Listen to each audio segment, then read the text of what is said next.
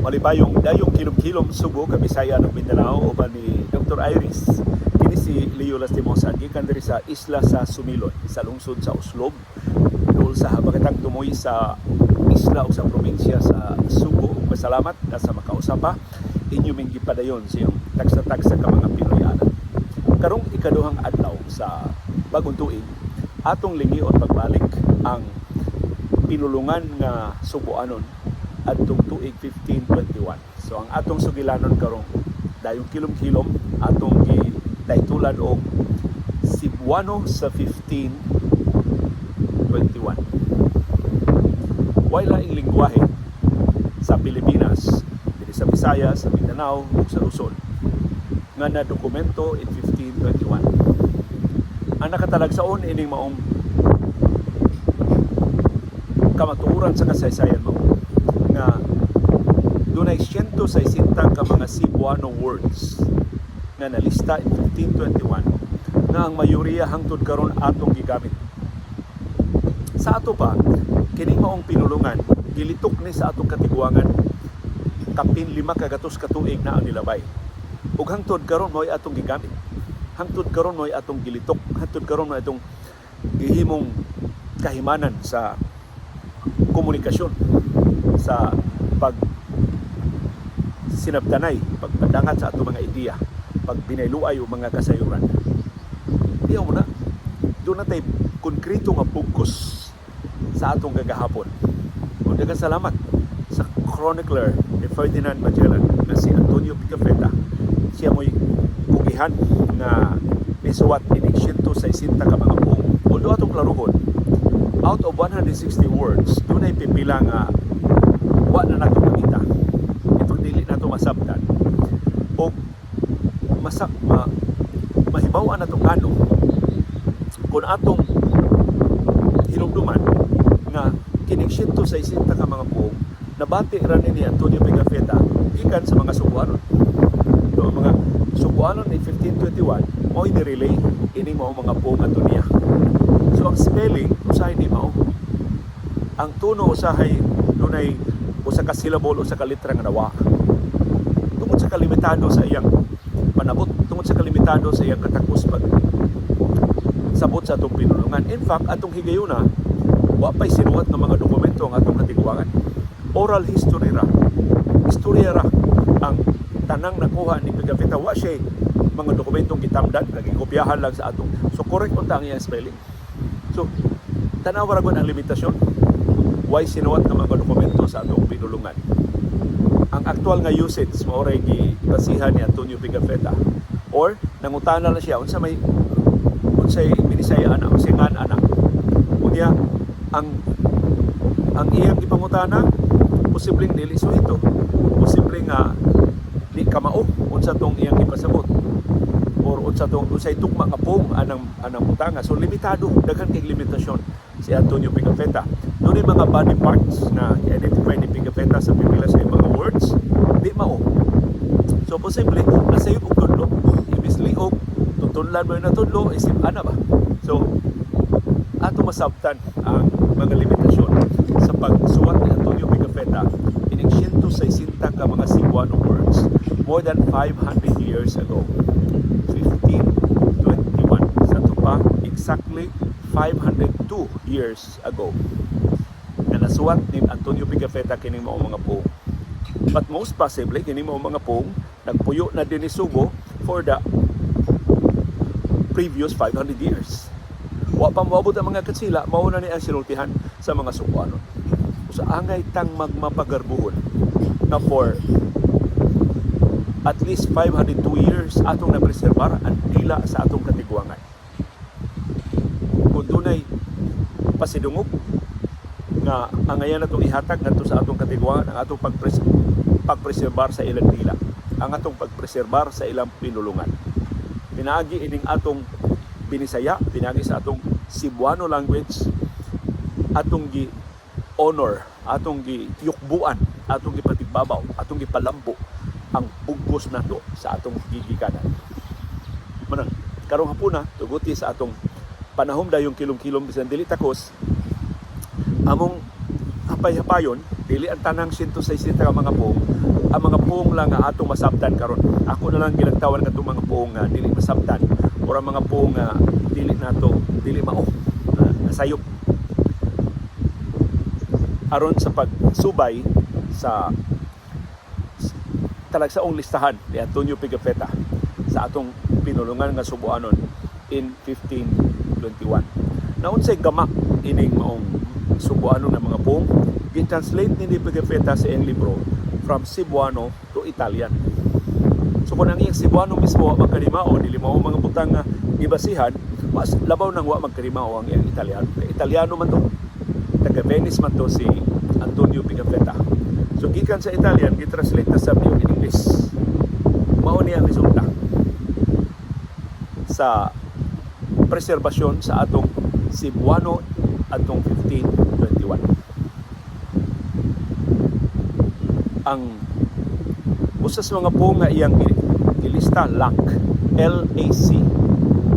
Ang iyang Italiano, Lucky, parting Lucky. So, ang pasabot niya, lalaki or lucky. Pero ang iyarang spelling, LAC, L-A-C. So, pwede, nalimot lang siya butang o sa kalitra or nalipat siya, so lakra ang iyang lalaki. Ang woman, dili masabtan. Ang iyang Binisaya o Cebuano sa woman o babae, paranpaon. Isa giunsa ni sa mga linguist sa pagtuki, isa giunsa mga historians diin maning unsa maning paranpaon mao man ang karaangan sa mga babae. Dili babae naman ang babae sa una. Anong paranpaon man diin gikan ni Antonio Pigafetta. So kasi usa ni sa mga sipya ni Antonio Pigafetta. Ang sunod, young woman, batanon nga babae. Ang Binisaya o Cebuano, bini-bini.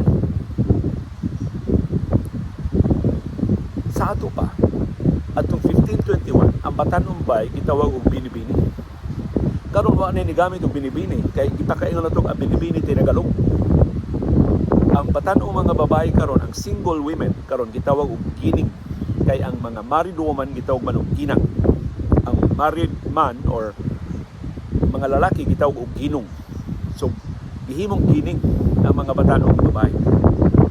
Not knowing nga in 1521 ang batanong mga babae ginganlan diri sa Subo bini-bini. So di na ta maigong gamit og bini-bini kay Cebuano din posible Tagalog sa ni at the same time Cebuano sa atong 1521. Pero di ta ngayon magilti nga nangupiyat sa mga Tagalog bini-bini angan sa batanon nga mga babae. Married woman atong 1521 gitawag og babae. Unay ginganlan og babae. Ang hair ginganlan ni Pigafetta og buhok. Buangan og K, so buhok. Ang face, ang dagway, gitawag ni Pigafetta og guway. Guway. So posible dagway ang iya ipasabot. Ang iya lang dadunggan din maybe ang last syllable. Wa niya ma-appeal ang first syllable. Eyelids, iyang ginganlan og pilak. Pilak. Ang sakto ana pilok ang eyelids. Eyebrows, iyang ginganlan og kilay. Pero ang iyang spelling sa kilay, C-H-I-L-E-I, kilay. Ang mata, iyang ginganlan og mata, nga double T. So, mata na nangan sa atong katiguangan pa. Ang nose, iyang gitawag og J-lon. J-lon. Pero posible ang J, nalipat lang siya, ilong. Ilong ang pasabot niya ana. Ang jaws, or apapangig, iyang gitawag og apin. Ang pasabot ana, aping. Lips, iyang gitawag og ulol. O-L-O-L. Ano? Naulol man ang lips. Ngabil, wait, wag iulol. So, posible usan ni mga sayop ni Antonio Pigafetta. Mouth, ba, sakto. Teeth, nipin. Ang iyang gisuwat nipin. Pasabot niya ngipon. Gums, ang iyang gisuwat legex. L-E-G-H-E-X, legex. Pasabot niya lagus. Tongue, dila, pero double L ang iyang dila. Ears, ang iyang gibutang dilingan, D-E-L-E-N-G-A-N. Pasabot na dalunggan or dunggan. Throat, wala siya makasabot. Ang iyang throat, liog. Pero ang iyang liog, ang spelling doon ay H, L-I-O-G-H. Pero ang iyang neck, iyang gitawag og tangip. tangip. Ang neck mo liog. Ang throat mo tutulad o ubol. Pero iyang gitawag og liog ang throat. Ang chin, iyang gitawag og kilan or Q-I-L-A-N.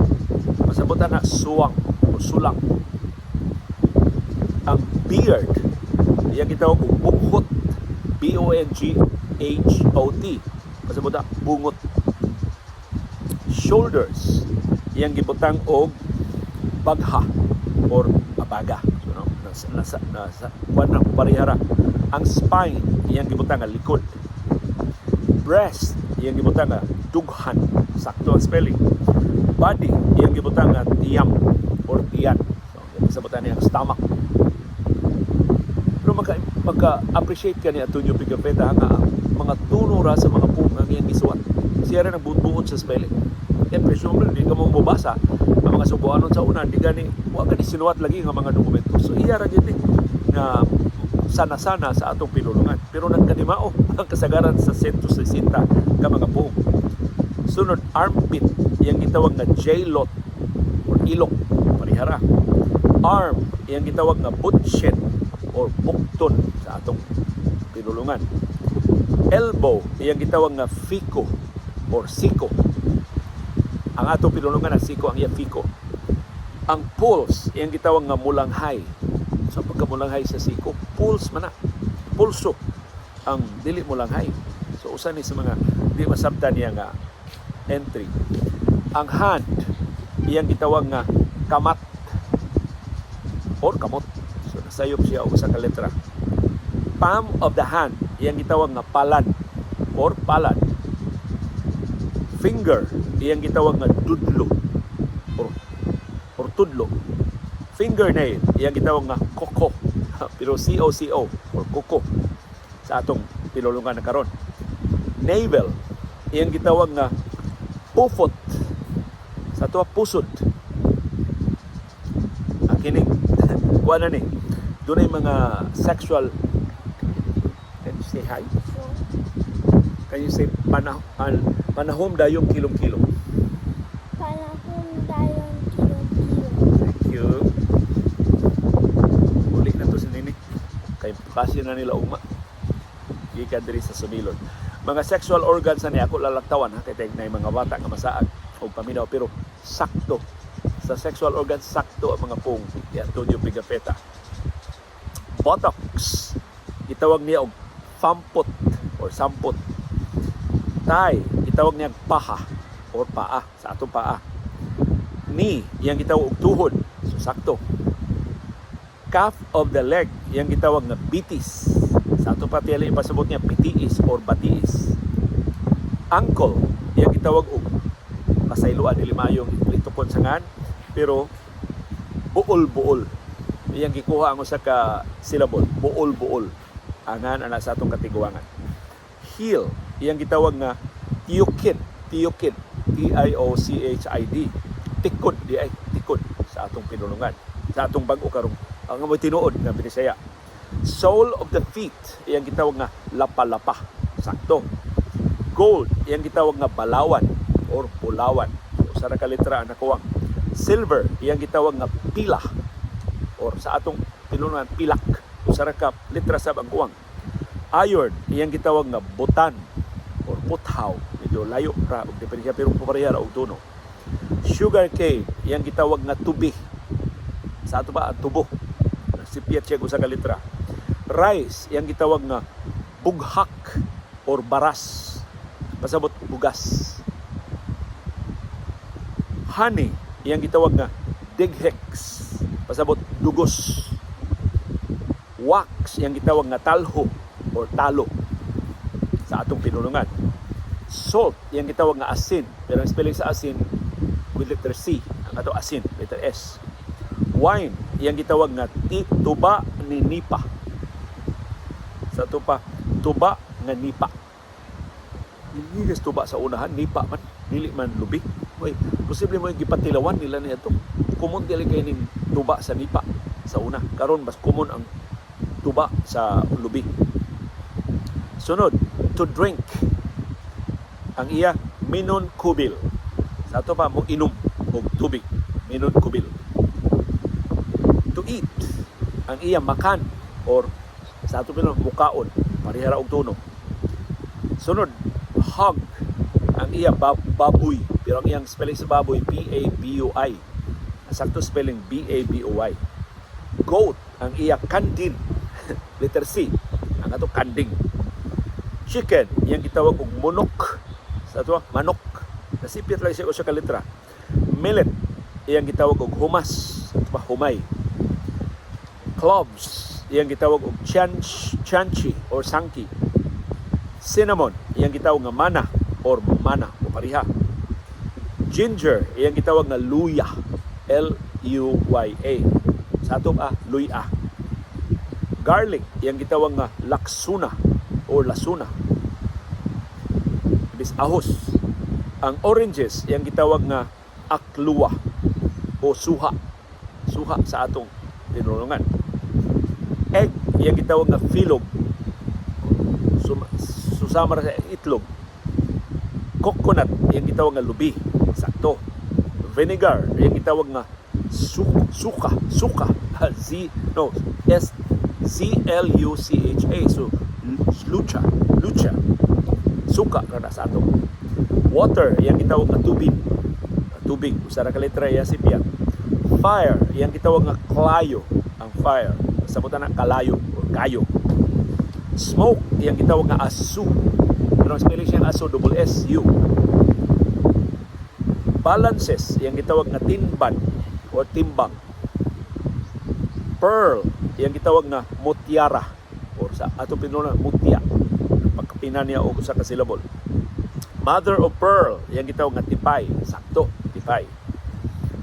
Pipe, kana musical instrument, iyang gitawag nga subin. Kasabutan na subing. Bring me, iyang gitawag og palatin komorika. Pasabot o marika. Sa tuwa, pinulungan nga marika sa una pa ni. Pero ang iyang komorika. So, wapay katsila sa una ha. Pero ang mga tao usulti na og marika. Rice cakes, pasabot yan tinapay. Sakto nga to, tinapay. Good, yung pasabot nga main or maayo. Yan, maayo na yung main. Main. Ang no, yung giingon nga tidali or dili. Ang knife, yung gibutang nga kapul or sipul. Itubutang siya niya nga fundan, pasabot sundang. Scissors, yung gibutang nga katle or katla. Katla din yung gunting sa karaan na itong pinulungan. To shave, yung gitawag nga chuntich or gunting. Scissors, ang to shave, yung paggunting. Linen, yung gitawag nga balandan. Wata na po nga karon nga balandan. Cloth with which they cover themselves. Murag tapis ba? Ang tawag niya abaka. Comb, yung gitawag og kutlay or sa ato masudlay. To comb, pagpanudlay, yung gitawag og munsughod or mangsuyod. Katong itong sud, pino kay nga sudlay. May pasabot ani. Sewing needle, ang iyang gibutang dagho. Sa ito pa, dagog. Dog, iyang gitawag og ido. Kani dog kuno karon hantod karon diya sa korte sa Bohol gitawag og ido. Dito sa Butuan, sigon ni Consul Julie Alegrado Vergara, ang ilang iro dito ido. Sa ito pa, mao ni sulti ni Dr. Jesterol, ang historian sa Bohol. Atong una pasabutan ng iro, gikan na sa Spanish nga pero. Dili ay ido na nga nang atong dili ni mga iro sa una gitawag na nato og ido. Wa ta mangupya. Gikas magakatsila. Doon na natin atong kaugalingon nga ido. Scarves, iyang gitawag og gapas. Come here, marika. Ano yung marika? Sa una. So kada mo ikom marika, dili na Espanyol. Marika Cebuano na. Pasabutan na ngari diri o marika. House, yang gitawag nga balay. Sakto. Mats on which they sleep. So panig. Yang gitawag og tagikan. Tagikan din. Ang higdaanan di ay tagikan. Palm nga match, yung gitawag nga bani or sa ato balik. Leaf cushions, yung gitawag nga vliman o sa ato pa unlan ang tawag nato. God, yung gitawag ang God ug Aba. Wa na kay Aba karon no. Di na ta mo wa na mo tawag sa Ginoo nga Aba. Sun, yung gitawag nga adlo. Sabot adlaw. So, nasipiyat siya usa ka word, usa ka syllable. Moon, yang gitawag nga bulan, sakto. Star, yang gitawag nga bunton, pasabot bituon, sipyat siya. Morning, yang gitawag nga vema or ugma, o pasabot sa mga historians. Cup, yang gitawag nga tagha, pasabot yan na tagay. Cup, tagay. Arrow, yang gitawag nga ughon, pasabot na udyog, so sipyat siya. Shield, ang iyang gitawag na kalasan, pasabot kalasag, so kanang taming. Daggers, yang gitawag og calyx or baladaw, pasabot na kalis or balaraw, baraw. Balaraw din na dagger ha. Ato naghimo karong baraw, balaraw din na sa una. Sa ang kompleto bagin nga word. Cutlasses, sa kampilan, sakto si Pigafetta. Spear, bangkan ang iyang termino, sabot bangkaw. Si Piat lang siya kung sa litra. Figs, para sa bananas, ang iyang gibutang faghin, pasabutan na saging. Gourds, iyang gibutang baghin or baging. Gourds of their violence, iyang patawag gutsap or kudyapi sa karaang Binisaya. Fishing net, yang gitawag nga pukat or laya, pukat laya, pukot o laya sa karaang pinulungan. Small boat, gitawag niya og fampan. So maybe sampan yang ipasabot. Small boat, sampan. Large scales, gitawag niya og kawaghan or kawayan. Large boats, gitawag niya og balanghay na H. Kasama na balangay. So ang karaan yung mga bangka di sa gitawag yun balangay. Muna yung mga dagko, mga sampan mas gamay kaysa balangay. Small boats, gitawag niya og boloto or maroto. Fish, yang gitawag og Jacam ifida or ikan og isda. So natin binisay ang ikan sa una. All the same, ang iyang tawag shama or sama. So puparihara, sama. Managsama. Ship, iyang gitawag nga binawa or bangka. King or Captain General, gitawag niya raya. Sakto. One, mauna ni ang mga ihap. Ang one, usa, nasakto ang iyang ihap. Two, dua ang iya. Pasabot duha. 3, tulo. 4, upat. 5, lima. 6, unom. 7, pito. Pero yung pito, double T. 8, walo. Na G. G-U-A-L-U. Walo. Ang 9 niya siyam. C-I-A-M. Siyam. Ang 10, pulo. So ang napulo, gihimo niyang pulo. So, kasagaran mga po, ni Antonio Pigafetta, iyang nakuha. Di ba? Tamis kayong litukon ang mga po nga nahibawta in 1521, 502 years ago, mo sige litok sa atong katiguangan. Maybe sa atong mga apuhan sa kiting. Apuhan sa, o sa pa'y magwang sa kiting. Diyaw na. Doon na tayo sumpay. Nagpasabot, wata magpataka sa atong pinulungan. Ang atong dila, doon ay sukaranan sa kasaysayan. Katamis ang litukon sa atong pinulungan na Binisaya. Ug way laing pinulungan sa Pilipinas nga na dokumento in 1521. Gawas sa atong Cebuano language, pinagi ni Antonio Pigafetta. Pero niya yung sa ka-word, nag-point out ni Dr. Jess Terol. Actually, ang artikulo ni Dr. Jess Terol mo nagkapadasig nako sa pag-picture ini sa atong panahon na yung kilom-kilom. Ang word gibutang ni Antonio Pigafetta, alupalan. Alupalan. Hindi na takasabot ang alupalan karon, pero ang iyang Italian translation Al-Mal de Santo Job, or i-translate ni Blair o ni Robertson sa English nga The Disease of Saint Job. Unsa man ni sakit ni Saint Job? Ang mga medical dictionaries karon itawag ini nga Job's syndrome. Usa ni ka sakit sa panit nga dunay nga mga timaan ang manifestation o pareha sa syphilis. So ito ba, sakit sa pakikilawas ang pasabot aning alupala. Ang Spanish Visayan Dictionaries nga gihimo sa mga pari nga katsila nigamit sa pong alupalan nga upariha sa syphilis. So ang pangutana, kung ang syphilis o sa alupalan dinhi na sa Visayas, dinhi na sa Subo in 1521 or 502 years ago, kinsa may nagdahi ni sakita nini? Posible, gidaan nilang Magellan. Pero ano nakaimbento na silang pong? Pila pa matugaan daw silang Magellan. Wapat tingali sila mga sira. Sa luwas sa pong, wapat tingali sila matakti. Ining kagawa. So kining kagawa naguna pa nilang Magellan. Pag-abot din sa Subo. Kinsa may nagdahi ni sa atong sa Subo. Ang pagagpas karon sa mga historian sila, Dr. Jester o kaubanan, na ang mga Subuanon nakabiyahe na sa lagyo ng mga lugar sa wa pa ang mga katsila. Sa wa pa moabot ang mga katsila dinhi. Doon na sila trading.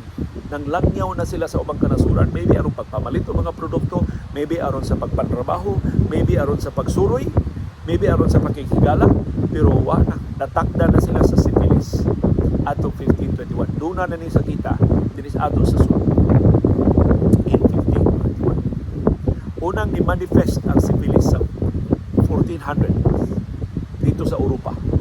Ang unang manifestation ng syphilis, mura ko noog pasayloa sa mga nangaon karon, mura og rotting flesh, mura og nadugta maulon. Kaya mo man kaayuhan. Wa pa may tambal sa syphilis ni atong higayuna. So ang syphilis kaniadto mura death sentence. Si ako matakdan kag syphilis in 1521, patay ka. Di ka maluwas. So posible mo ito hinungdan nga nung dunay nga ang mga Subuanon dinhi sa kita alupalan.